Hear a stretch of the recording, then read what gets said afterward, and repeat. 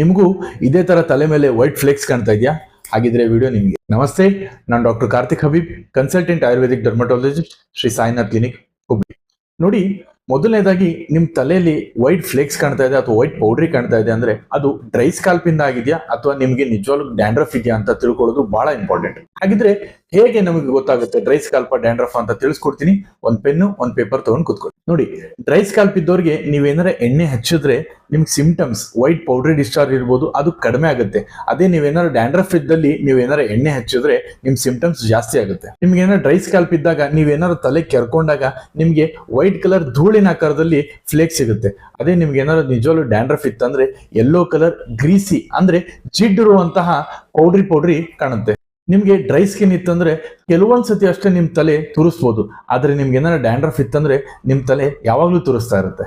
ನಿಮ್ಗೆ ಏನಾರ dry scalp ಇತ್ತಂದ್ರೆ ನಿಮ್ ತಲೆಯಲ್ಲಿ ಯಾವುದೇ ತರದ ಕೆಂಪು ಗುಳ್ಳೆಗಳಾಗ್ಲಿ ಬೇರೆ ಗಾಯಗಳಾಗ್ಲಿ ಕಾಣೋದಿಲ್ಲ.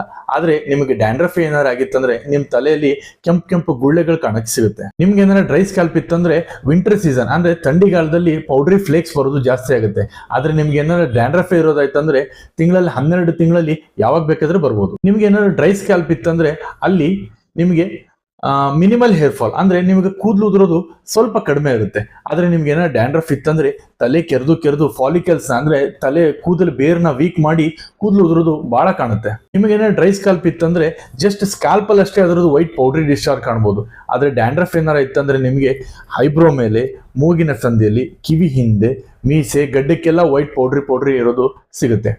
ಹಾಗಾಗಿ ನಿಮಗೆ ಬಂದಿರೋದು ಡ್ರೈ ಸ್ಕಾಲ್ಪ ಅಥವಾ ಡ್ಯಾಂಡ್ರಫ್ ಅಂತ ತಿಳ್ಕೊಂಡು ಅದ್ರ ತಕ್ಕಂತೆ ಟ್ರೀಟ್ಮೆಂಟ್ ಮಾಡಬೇಕು. ನೀವು ಡ್ರೈ ಸ್ಕಾಲ್ಪ್ ಇಟ್ಕೊಂಡು ನೀವು ಎಣ್ಣೆ ಹಚ್ಚಿದ್ರೆ ಜಾಸ್ತಿ ಆಗುತ್ತೆ ಅಂತ ಕಡಿಮೆ ಮಾಡಿದ್ರೆ ನಿಮ್ ಡ್ರೈ ಸ್ಕಾಲ್ಪ್ ಜಾಸ್ತಿ ಆಗುತ್ತೆ.